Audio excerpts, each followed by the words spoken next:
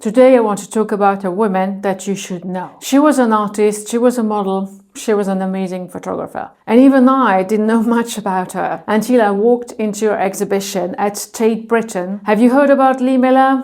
Do you know anything about Lee Miller? Yeah, I was like you. I didn't know much about her. I knew she was a photographer, and recently there was a lot of development about her work. There was also the feature film with Kate Winslet, which I'm going to talk about a little bit as well. In this video, I'm going to talk about going to the exhibition of Lee Miller, how I walked out of it, what I think of her work. I'm going to talk a little bit about her life, her work, and then we're going to talk about the movie, then what we can learn from this artist. Welcome to the life of Lee Miller. So Lee Miller was an American. She was born in Poughkeepsie in 1907. At the end of her teenage years, early 20s, she became a model. She was quite tall, she was blonde, she had short hair, she looked great on camera. So she was a model, but this was not enough of her. She always said, and famously quoted, "I'd rather take one than be in one," talking about taking pictures. This is what she wanted to do. In the early 20s, she moved to Paris and she met with Man Ray. Man Ray was a famous photographer. He was a surrealistic artist. There was the big movement of surrealistic art. She learned photography with him. She learned development. She learned the darkroom technique. She learned the printing technique. She learned also solarization. If you don't know what solarization is exposing the print. When you develop it and you put a flash of light into it, the silver on the paper is going to solarize. It's going to create a surrealistic effect, I would say,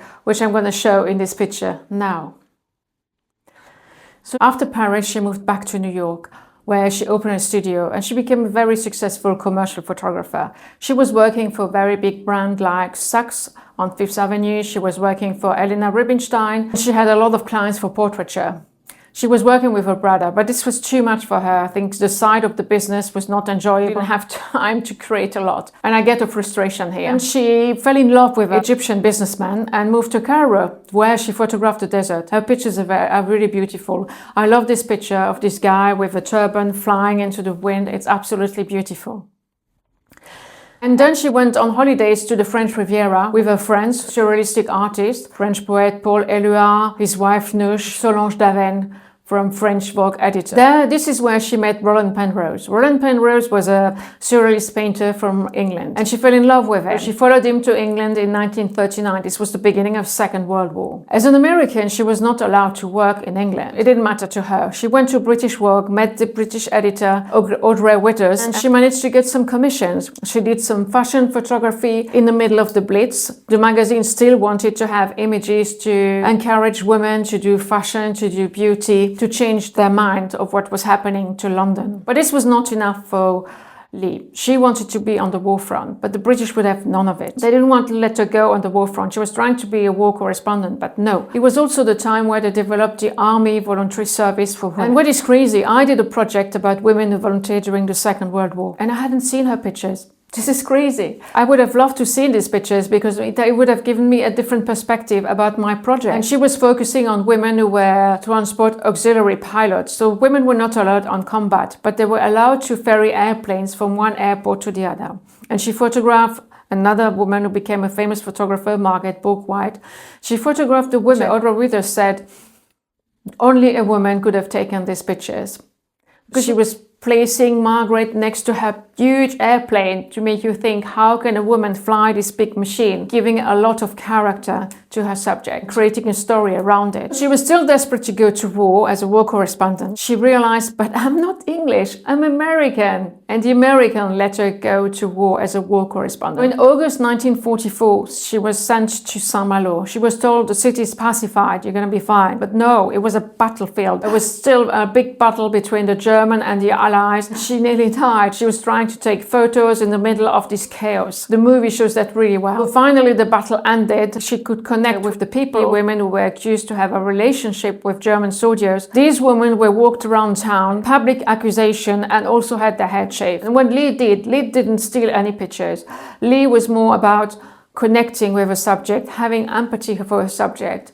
And she took some very beautiful portraits of these women creating a connection with them and bringing you into their story as well. Should we feel shame for these women? She tried to show us how these women felt. After her period with Saint-Malo, she continued to follow the American army with another journalist, another photographer, which was David Sherman. They drove over 500 miles into Germany via Luxembourg, via Alsace, via the Vosges. And they arrived in Germany and they discovered something that would mark her for life. Dachau. The camp was still with lots of bodies, people hardly alive. Lee said, once you've seen it, you can never unseen it. And this is something that is going to mark the rest of her life. A very traumatic period. But she was also trying to continue her work, to continue her artistic vision, her surrealistic way of seeing things and using photography. And she did something which I'm not very comfortable with, but I understand what the type of message that she wanted to give. She went into Hitler's flat and used his bathroom. Why did she use his bathroom? She discovered in the camp that the showers were used to kill people, not to have a shower. So she set herself in this bathtub. It was Hitler's apartment. I think for her it was so symbolic. When I saw this picture, it still put me very much at unease. I'm not comfortable with it. I understand the message. When she came back to London, and she was really disappointed, I think she was even distraught, that the pictures were not published in British Vogue. Her editor tried everything to have these pictures published, but government wanted people to move on. People wanted to move on. They didn't want to know anything about the camp. People would hardly speak about the war after the war. People wanted to leave something different. So Audrey managed to have these pictures published in American Vogue. Lee was very angry. She was so angry she stormed into the office of British Vogue trying to destroy a negative, her photos. Couldn't accept that because she hid about 6,000 negatives into her loft. She didn't continue photography after the war. She wanted to be a cook. She went back to school. She went to the Cordon Bleu to become a chef, and she wrote some books. She became quite a famous chef. And in 1947, she also had a son, Anthony Penrose. But she really struggled being a mother. Like everyone who has gone through Second World War, they all suffered of PTSD, but people didn't know what it was. So she washed down her sorrow, her pain with alcohol, and this was creating a very problematic relationship with her son, who didn't understand her. After her death in 1977, he discovered that 1,000 negatives and photos were lying in the loft that she took during the war. To talk about the movie, it's romanticized. Kate Winslet is so passionate about her role in this movie. You really believe she is Lee Miller, and I really enjoyed it. I think I learned more also about Lee Miller. I worked also with Anthony Penrose. They wanted to bring Lee's life, her vision, the amazing work that she did of documenting the Second World War. They wanted to bring it to the public. This woman deserved much more recognition that we have given her up to now. Why I definitely recommend you watch the movie, but also go to the exhibition if you can. So what can we learn from Lee Miller about photography? The first thing is learn the rules like crazy. Learn them by heart. Learn everything about photography. This is valid for every art, I think. Painting, music, you have to spend hours practicing the piano. I'm so fed up with it because all you want to do is play, but without this step you can't really play. And this is the same in photography. Of course you think, yeah, I have a digital camera, just press the shutter, I don't do anything. No, go back to basic. Learn about shutter speed, learn about exposure, learn about aperture, learn everything about it, and also about lighting. Okay, use natural light, but learn also studio lighting, and it's far less difficult than you think. And once you know all about this, just throw the rules away, use your own vision. This is what Lee did. She learned photography, but then she moved into surrealistic photography. She used solarization, she cropped the portraits really to a minimum, the beyond composition rule. So this is your inspiration. This is what you can take away from Lee Miller. Number one is learn the rules and then throw them away. The second thing she did was using framing as storytelling. In a lot of her pictures, you see elements which are going to frame the scene. And why did she do that? Because for the viewers to be attracted into the scene, our eyes know where we should look. As you can see in this picture here, where should you look? You see the frame, there's a kind of beam or wall which is framing the picture, which is framing the scene. So she's telling you, I want you to look there. So this is something you can walk away with. You can use elements in the picture for framing to attract the eye of what about the story you want to say. The other thing she used was tight framing. Tight framing, yeah, she cropped her portraits. You had just head so you can focus. She also, when she did the portraits of the women pilots sitting in the cabin, It was really tight frame portrait, as you can see here. You don't see much of the plane of it, but you understand that the woman is in a plane. Why? Because she has a uniform, she has a hat on, and you just see the little bubble on top that you understand that she's in a plane. But she didn't have to show us the whole thing about the plane. We would hardly see the woman anyway, because the plane is so big and the woman sitting inside, you wouldn't see her. So here, the other thing she did was having empathy. She was someone to get close to a subject, and this is something that we can learn from her. I know there's a big debate about street photography. Should you ask permission of the person you're going to photograph on the street or not?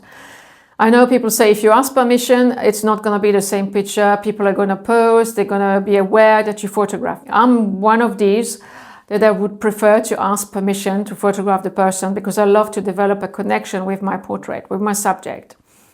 Other people say, yeah, no, you can't do that on street photography because it's really going to be transform the scene if people are aware of it. I think there's a debate here. There's two camps. I know I've chosen my camp because I love to have a connection. I love to create a story. Not always, because sometimes on the street you won't have time to develop a great connection, or you won't have time to really have a connection with your subject. But it's really about understanding about the person you photograph. So next time you photograph someone, you do a portrait, you do family pictures, try to learn more about them. Try to understand the story they want to tell and your story, what kind of your story you want to bring to life. I hope you enjoyed this video. It's okay. I definitely recommend you go and see an exhibition in Paris from the 3rd of April at the Musée d'Art Moderne. I really enjoyed this exhibition. I walked out of it. I was completely baffled as to why I didn't know much about this woman. Her photography really shows out. She managed to stay true to her vision, any type of photography. And this is the last lesson that you can learn from her. Try to find your style. What is coming back in my photos?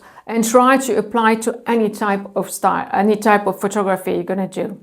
Maybe you don't want to do documentary photography because you think, okay, I don't want to do this, it's not my style, I only do portraiture. But try to be a bit more creative. Look into your personal work, in your project, anything you have created. Try to find some patterns in your images. Write them down. This in other type of photography. So this is what Lee did. She kept a vision across. She did different type of photography, but you can find element of a vision. She stayed true to her stylistic vision. So this is something that you can walk away with. So let me know if you knew anything about Lee Miller. If this video is going to inspire you to walk away with 3 things from your photography and to apply in every type of photography that you take. Thank you so much for watching.